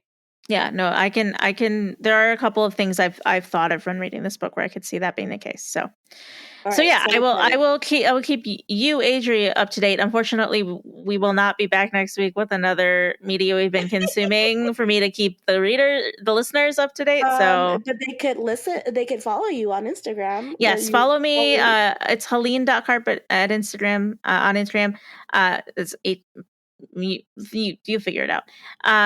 Did I tell you that I met someone at a cafe and had like a full conversation, and now we're friendly online because she was reading the first book of the series? Well, you mentioned it right at the beginning of this media we've been consuming. So like, I'm telling you, it's brought people into my life. Yes. Yes. So feel free to reach out to me, Helene Carp on Twitter, Helene.carp on Instagram. I'm here. Happy to talk about it. Um, but I have one more, and that's a really quick shout out to the Apple TV Plus show Silo. Mm-hmm. Um, What is it it, about? it, it is a sci-fi show in an apocalyptic future. Basically, like the entire population lives underground in like this large silo, which is there. It's basically just like a large circular like city with like a hundreds of levels, basically. Mm-hmm. Um, underground, and it's been like all like 150 years since they like whatever happened up at the surface happened to force them underground. So like all like memory and recollection of what happened has been lost, because like it's against their laws to like keep relics of the past and like talk about what happened. And so basically um it's it starts with a woman um, discovering an old hard drive with some really uh, damning information that shows that maybe they've been lying. Like their government has been lying to them the whole time, and that the surface up top is actually safe, and that they won't die if they go up there. She got like some evidence that that's the case, so she decides to. If you say you want to leave, you have to leave. You can't come back, but they will let you leave if you want. And so she decides to check it out. And that's like the first episode. It's really interesting. It's like a whole mystery of like what happened? Why are these people living underground? Why is their government so adamant to keep it a secret as to what happened, and why they're like intent on keeping them under the surface of the ground? And why, if it is true that the surface is habitable and like they won't die if they go up there, why are they trying to keep everybody from going up? So it's really interesting, it's really intriguing. I think the last episode of season 1 comes out this week, so I it's a little slow in the middle, but the premise is interesting enough that I am here because I need to fucking know what happens. So I wonder if they have Wally there too. it's not really robot-y. It's like it's futuristic, but it's not. It's there's not. It's actually they're like they have rules where they can't even like they're not allowed to use like technology to help them get to different levels of the silo. So if you want to Oh, go to like if you're on like level 15 and you want to go down to like level 70, you have to walk down every stair, and it's like it can be like days long journey to get hmm. to the level. So I think that also it's also like trying to inhibit people from like visiting other parts of the silo because of Yeah. that.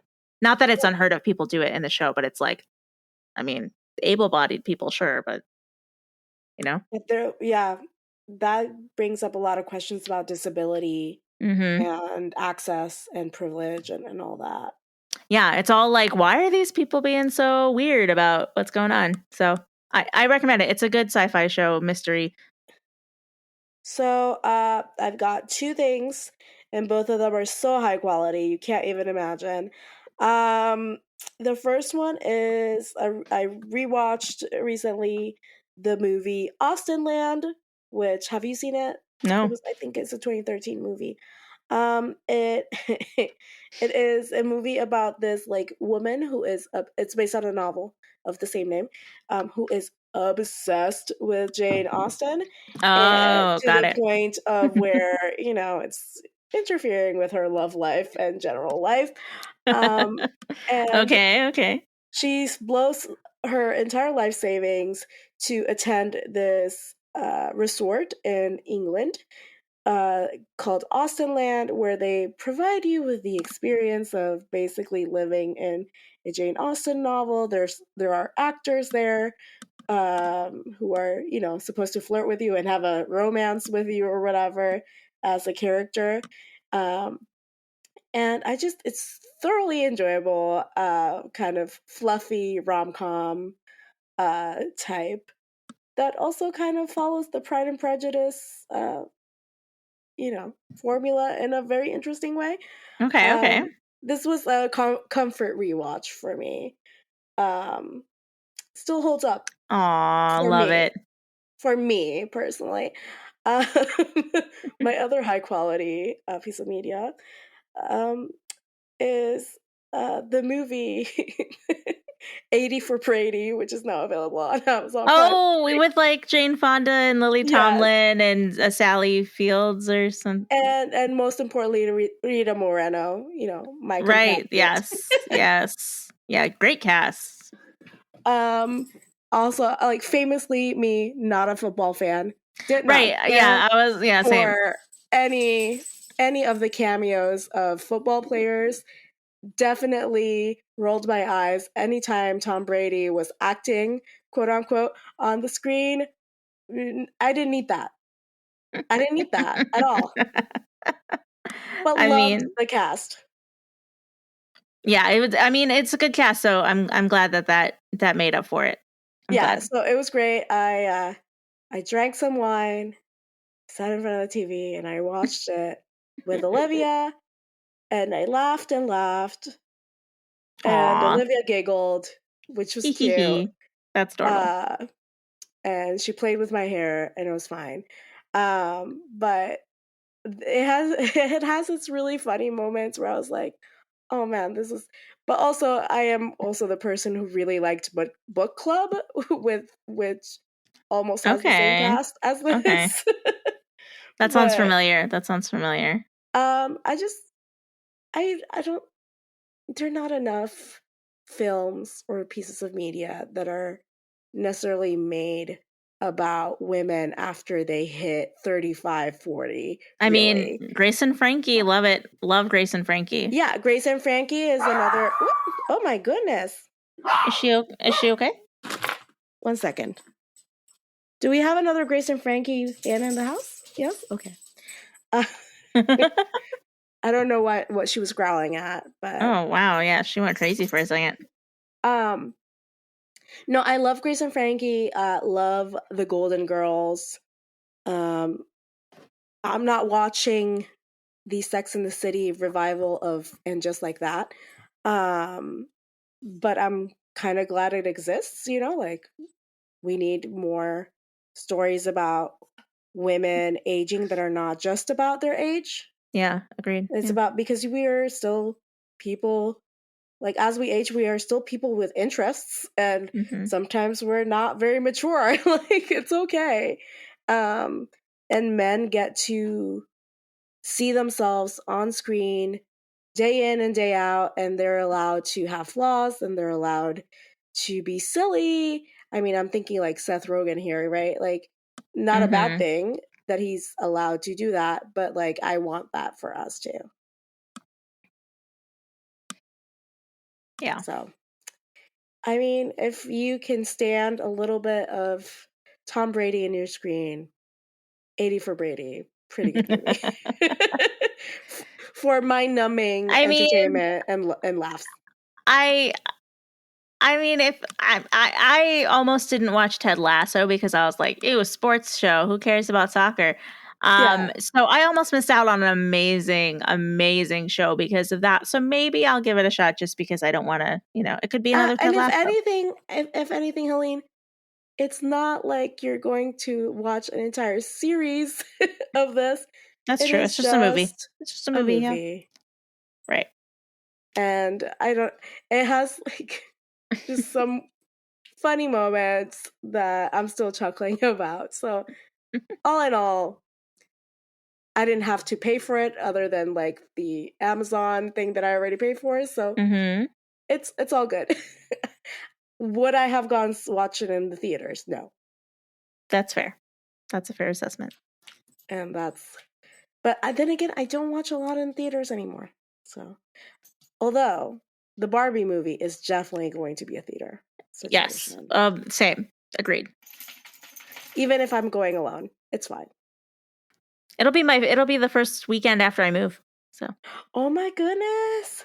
Yeah. New apartment, new Barbie movie, Ryan Gosling as Ken.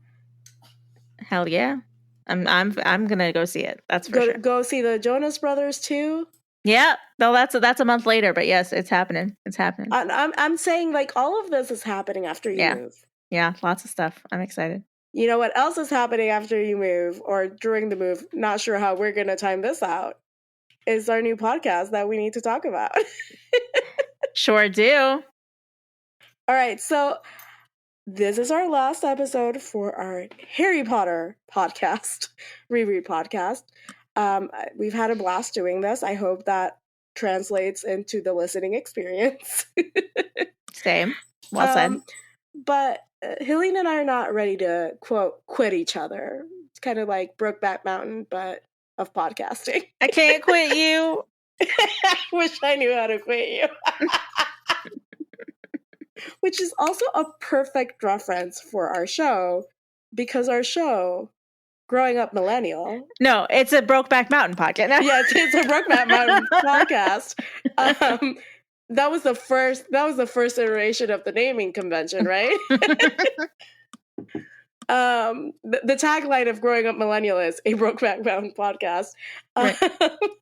But no, so we're going to be talking about media that we consumed or didn't consume in some cases from the 90s and early aughts.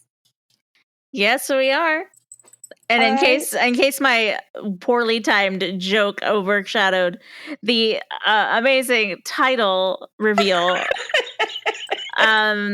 what Adri said was Growing Up Millennial is the name of the podcast. Well, some things never change. Just so you know, listeners, it is not a prerequisite requirement to be a millennial in order to listen to this podcast. What? Millennials will definitely be hitting the feels, I guarantee you. But people of all ages and generations are free to listen. We are inclusive, if anything. Yes, because there are exquisite pieces of media that just happened to be released in the prime of a millennial's life, aka the early to late 90s and the early to late aughts, 2000, 2010-ish. It just happened to come out around that time, but that does not mean that those exquisite pieces of media are not just classics and enjoyed to this day by people of all ages. And all backgrounds. Such as gems let's see, the Lizzie McGuire movie. That is what dreams are made of. Okay, what about Shrek? Oh, hey, now you're an all-star. Yep. The iconic and incomparable Princess Diaries. Shut up. There are too many to name. I personally believe that the height of media creation, the height of media in general, happened in those 20 years between 1990 and 2010. You cannot convince me otherwise. Almost every single thing I love was made in that time frame. So it's going to be a good time. It's going to be a great time. We will be having seasons that are themed. And that's something that we're very excited about, because we get to discuss a theme or a piece of serialized media or something that holds everything together. And then we get to move for like 10 or 12 episodes. And then we get to reinvent the format again and talk about something else, but during that time. So it's going to be really exciting. Yeah. And are we allowed to hint at what our first season is going to be at? I mean, I think so. I think we should. Our first season so far, because we have yet to record any episodes. No, we haven't recorded anything, but this is for sure like nailed in. We're doing this. So we're doing this. We are covering what might be the most iconic pieces of direct-to-video media in that time frame, which include really, I feel like, still iconic duo.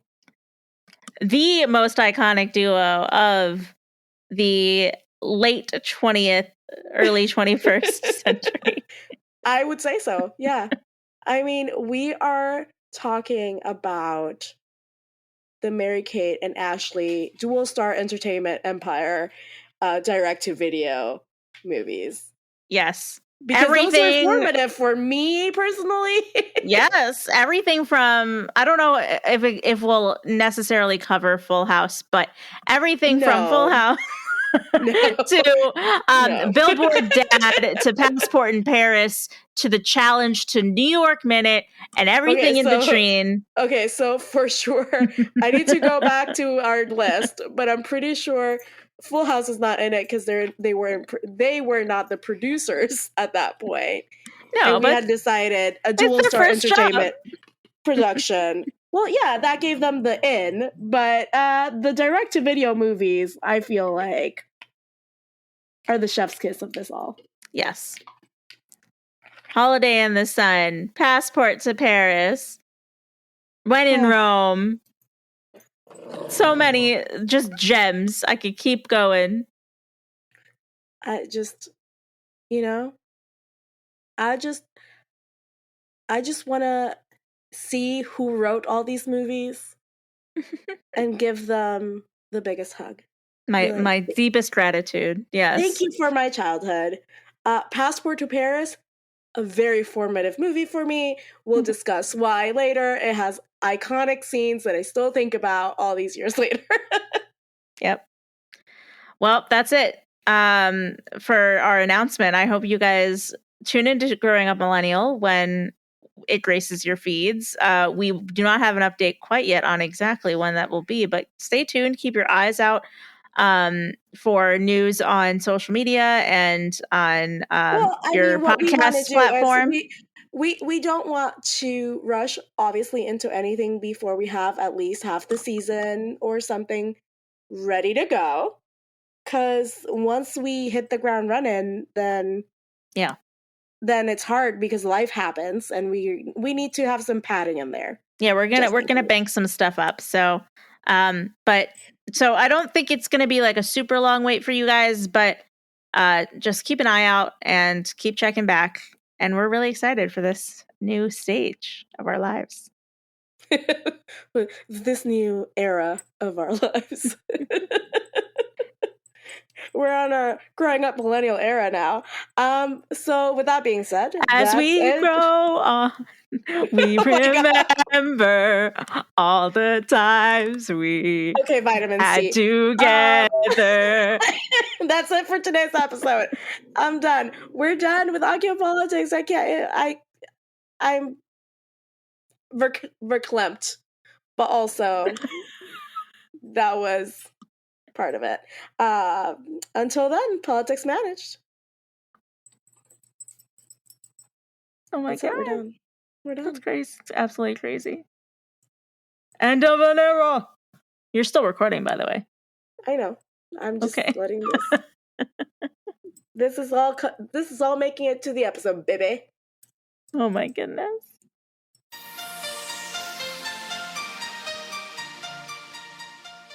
Support this show by going to patreon.com/AccioPolitics. Our patrons keep this show going. You can find us online at acciopolitics.com, and we are at AccioPolitics on Twitter, Facebook, and Instagram. You can email us your thoughts at info@acciopolitics.com. Leave us a voicemail at 915-996-1699. And you might just hear yourself on the podcast. Adriana Wilson is the founder and creative director of the podcast. Helene Karp is the producer and social media manager. Allison Pullman is the audio wizard and editor who makes us sound so good. Cover art and physical rewards are designed by Adriana Wilson. The views expressed by the hosts and guests are expressly their own and not representative of their employers or associates. Accio Politics is part of the MuggleNet family of podcasts.